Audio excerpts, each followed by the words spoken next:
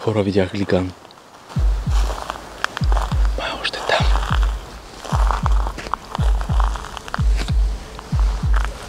Дали нямаме нападни? Мале, май го виждам. Ето го, ето го, ето го.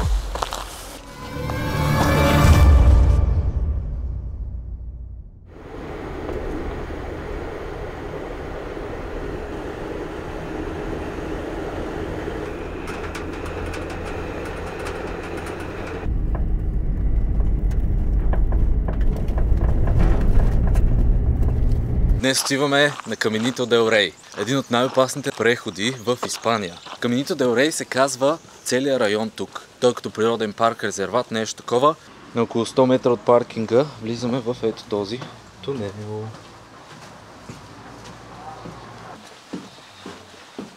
Вече виждаме изхода. Тунел беше около 100 метра.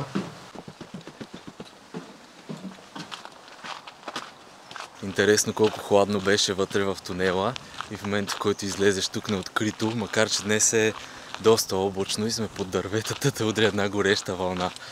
Тунела, както виждате, е под цялата тази планина и скалата държи хладно. Още като излезеш от тунела, гледките започват. Прехода, който ще направим днес, на времето е бил един от най-трудните преходи в Испания. Сега вече е направен по-туристически, но все пак е най-бруталният преход в Испания, който можеш да направиш. Отнеми по-малко от час да стигна от Малага до тук. Най-близкият паркинг е на около километър и половина от началото на прехода.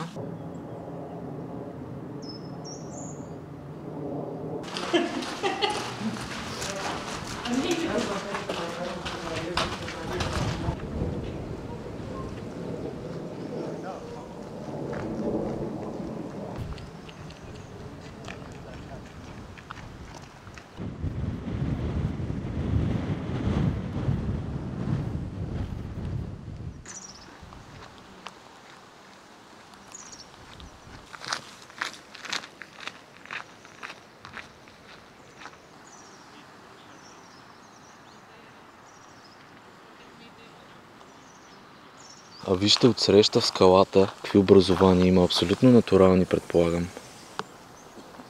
Леле мале, виждам опашка от хора, което означава, че сме близо до входа. Гледах няколко клипа, в които казват, че има определен брой билети всеки ден, които се продават и ако свършат, може и да не влезеш. Не знам, така го разбрах, но пък хората влязаха. Всички успяха да влязат от клиповете. Може би е мит. Няма много точна информация. За лятото трябва да резервираш седмици, дори месец преди да посетиш мястото, защото билетите се разпродават много бързо. Все пак това е една от най-известните атракции тук в района на Малага. Казаха ни, че единствените билети трябва да си купиш с туроператор, които пише, че са 18 евро, а не 10, което пак е добре. Hola, I need to buy a ticket. Okay. How many? One. One. General admission Does is sold out. Does it start now? 11 o'clock is the first one, 11:20 the next, Okay, and 11 later o'clock. 12. It starts here, right? 11 o'clock. Down the steps. Oh, okay, yeah. I'll get one for 18. Okay. Do you pay with cash or card? Card, please. Okay. So the guide is basically gonna walk with us. He speak in live history, animal, plant, and archaeology of the area Okay. in all the trip. In English? Yeah, English or Spanish, you choose. Oh. Взех си билет за 18 евро. Както виждате, всичко е много регулирано. Даже в някои клипове виждах, че ти дават каска да носиш. Понеже пътеката е на 100 метра на такава височина, може да паднеш в 100 метра, ако се случи това. Сега чакаме следващия тур, започва в 11, сега е без 10, така че след малко потегляме, надявам се. По принцип цената за входа, ако искаш сам да влезеш без оператор, е 10 евро. Между другото, мислех, че за туровете с оператор са доста повече, защото в нета пишеше 30-40 евро. А тук на място е 18, но може би защото е зимата и не е сезон и все пак вижте колко много хора има. Иначе пътеката е дълга близо 8 км и първо построена през 1905 година. Построена е за работниците, които поддържали водно-електрическите централи в района. Има, все още ги има. Чакай да не изпусна кога тръгваме. Казаха ми, че има и на английски, и на испански. Но с времето пътеката се разпада и става една от най-опасните екопътеки в района и в Испания.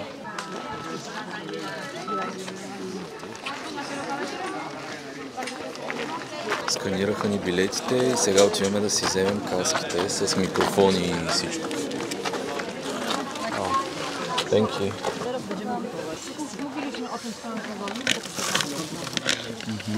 Чисто нови слушалки дават на абсолютно всеки. Така.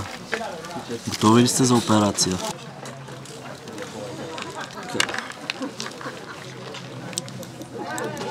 The first one is the big roundabout, the visitor center. Second one, El Kiosco restaurant. And the last one, El Mirador restaurant, the parking place near the tunnel that is illuminated. Са ни обясняват как да си оправим радиото. Честотата трябва да избереш. Чуваме водачката през слушалките, много е странно. Ето, тя е с синьото. So, you ready? Yes. Спряхме за малко да ни обясни малко информация и продължаваме. Казва, че е 5 км и половина целият преход, а пък аз четах, че е 7,7. Може би правят по-къс, не знам. Сега ще разберем.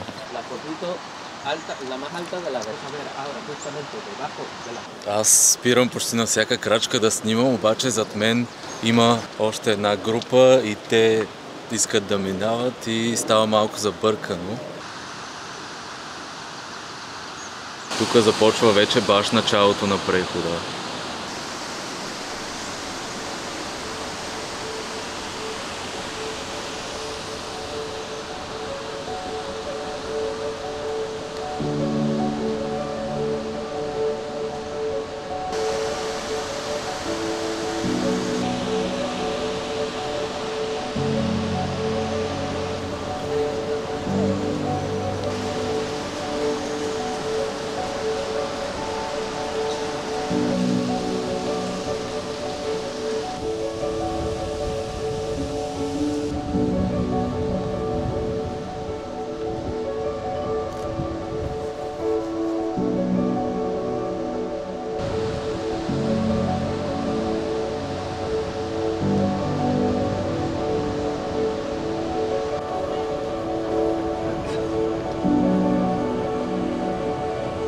Значи беше невъзможно да снимам, защото зад мене, пред мене навсякъде хора и сега останах най-отзаде от групата.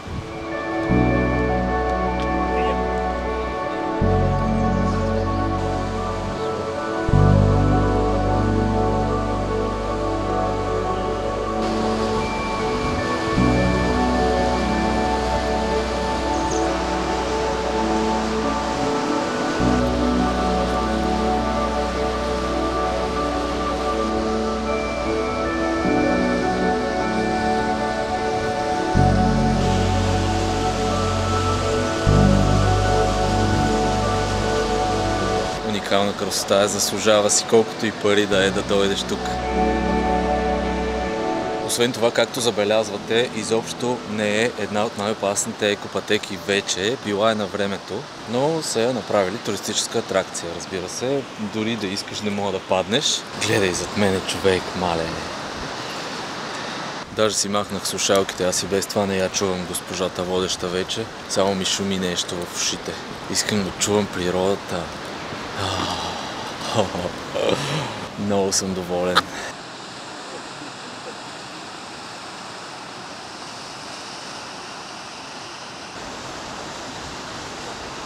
Там в далечината може да видите, има тунел. Може би има и релси, откъдето минава влак. На времето, когато е била построена пътеката, е имало мини. И пътеката всъщност е била построена за тях, за да пренасят рудата, която изкопават.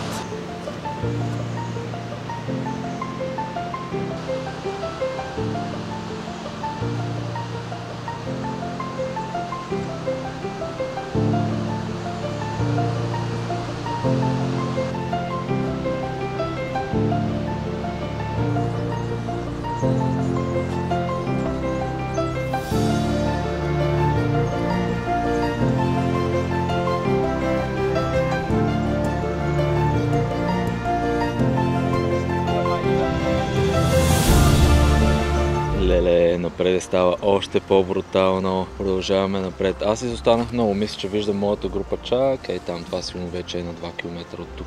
Надявам се да не са спряли да ме чакат само мене, защото това ще е много тъпо. Представи с цялата група как ще ме изгледа, ако е трябвало да спрат и да ме чакат някъде. Пък аз си спирам и си правя кефа. Не знам, надявам се да не им пука толкова, че съм изостанал. Ама правила и така нататък, нямам представа.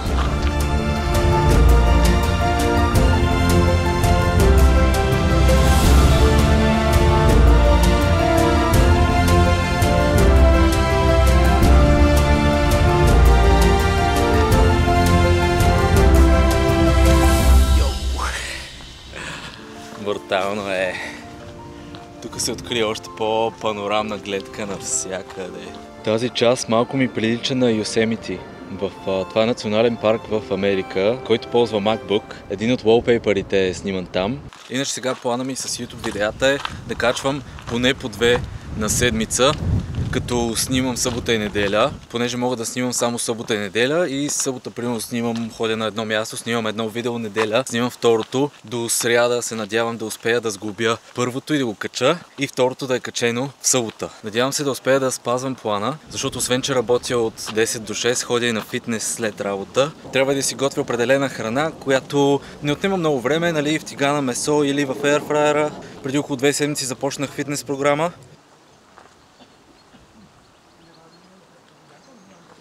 Тук влязахме в по-гориста част и зад нас гледката все още е яка. То май където и да си, тук няма да те разочарова.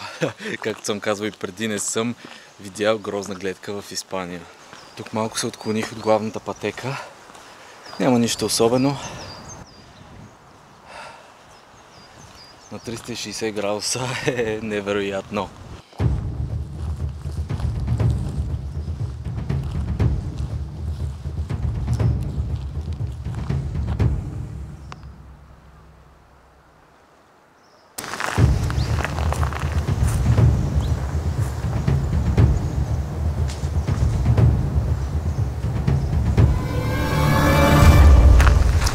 Хора, видях глиган. Май още там.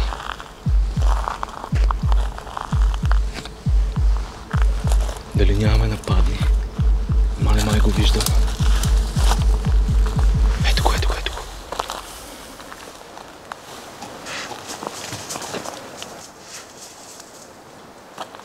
Избяга. Това беше си прасето, брат. Гледай, той тук е ровил.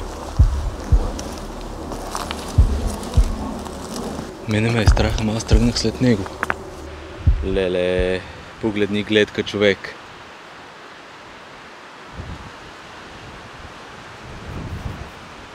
Ами за съжаление избяга, не можах да го хвана, но беше кафяв, супер огромен, но си беше адреналин.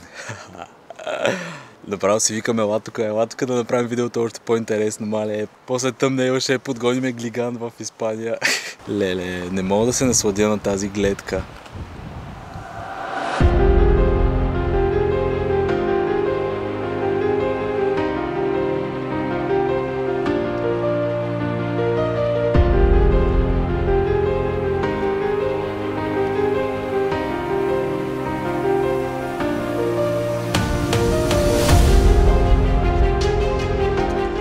Аз малко се отпуснах. Трябва да се връщам на пътеката все пак. Да не се вкарам в trouble, както обичам да правя. То направо гледай в къв терен. Ето тук е ровил прасенцето. Ой. Сега не ми изкочи някъде пак.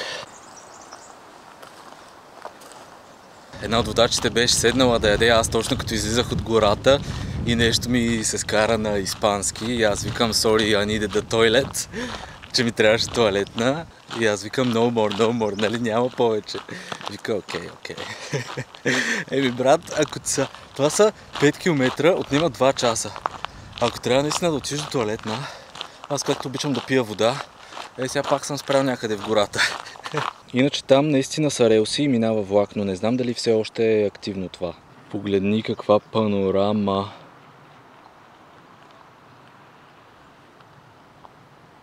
Проблема за мен, това, че изоставам, е, че пътеката е еднопосочна. И за да се върнеш до паркинга, където ми е колата, има шатълбъс, т.е.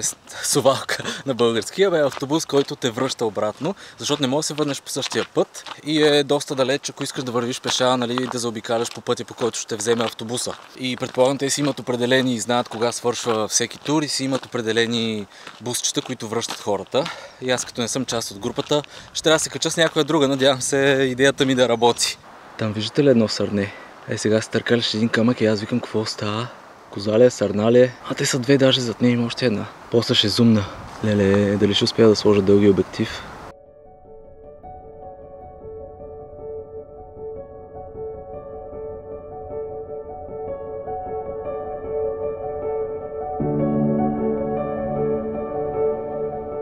Поне успяхме да хванем някакви животинки, хванах ги с дълги обектив. Той не е много дълъг, както видяхте, не мога да приближа, нали, супер много до устата им.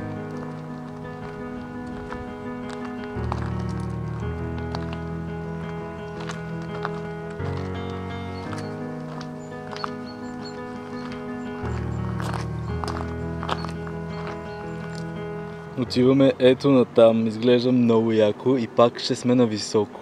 Леле, я гледай, тази скала там е издълбана, бе, човек. Това е уникално.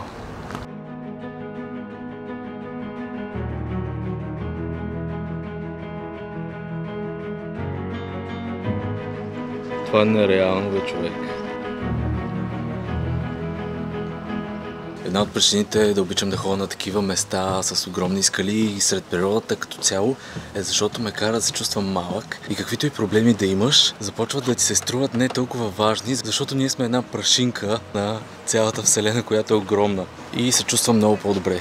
Вече се качваме отново по стълбите и сме на доста по-високо. Даже от среща на тази голямата скала има катерач.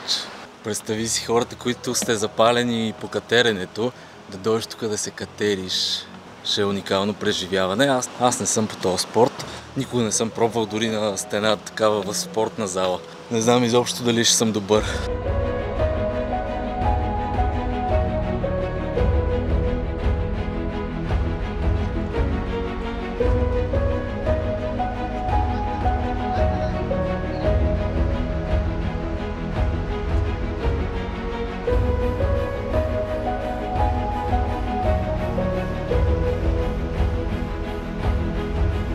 Той вече слиза, май.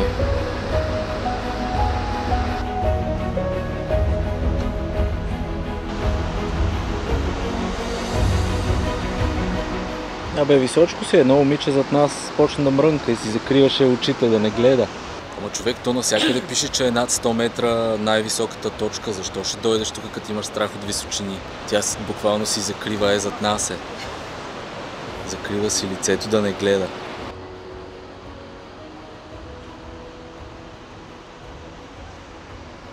Тук вече виждаме ясно, че има релси за влак.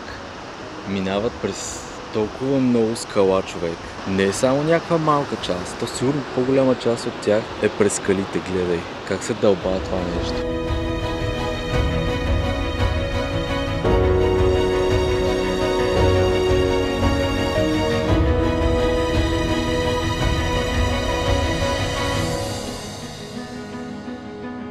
Може да видите старата оригиналната пътека, която са направили за работниците. Виждате колко по-опасно изглежда.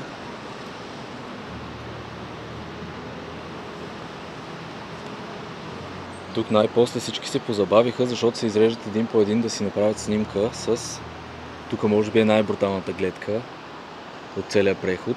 Което е прекрасно за мен, защото аз съм може би назад с 5-6 групи, вече те само ме подминават, аз стоя и си снимам. Ама аз затова дойдох, затова си платих, поне да се наснимам. Не беше гон, се дойдох, за да се насладя на момента на гледката. Ама той зад нас е красиво, бе, хора. Ето оттам дойдохме, пак се вижда новата и старата пътека. Аз бих минал и по старата, да ти кажа. Ако означава, че няма и един турист, със сигурност бих минал и по старата пътека. Ето го влака, бе, хора. Леле. Абе, това е пътнически влак.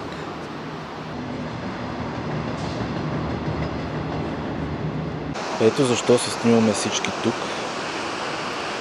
Заради този мост, който свързва каньона.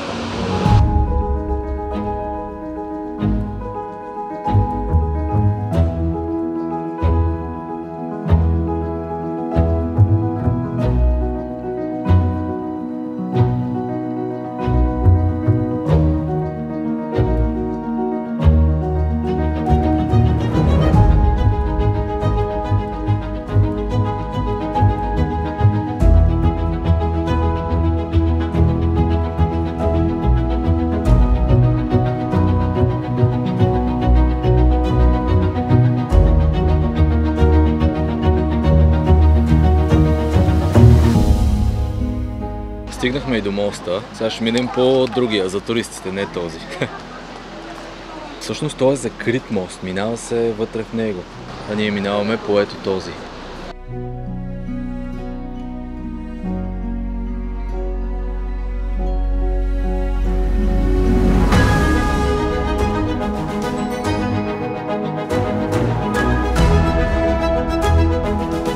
Абе, тук си се раздуха страшно много. Чак те бута от моста.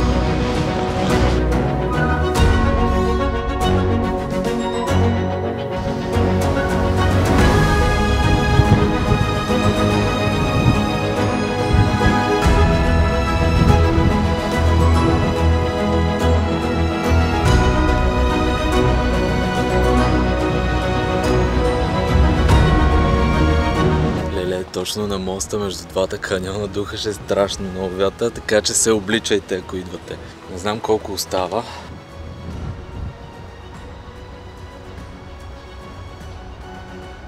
И автобусчето, което ще ни върне, надявам се, до колата. Тези в автобуса, нищо чудно да са и моята група, и понеже в началото ни питаха кой откъде, и аз викам България. Единствения бях от България и сега какво ли си викат, мале тия българи, такива ли са? Сега и вие в коментарите ще ме насолите, що ходиш в Испания да излагаш българите. Ей, поне да ни казвам откъде съм, нали? Ето оттам дойдохме и ние. Сега ще си хапна една круша, че сутринта ядах овесени ядки. И това е то вече обяд, дори не знам колко часа и не ме интересува. Тук пътеката изглежда много яко. Това беше от Каминито дел Рей. Вече можем да си свалим каските и да кажем мисията успешна. На мен много ми хареса, заслужава си. Вау! Хубаво е да пътуваш. На мен ми хареса, беше уникално, нещо различно. Кажете долу в коментар на вас дали ви хареса и бихте ли го посетили.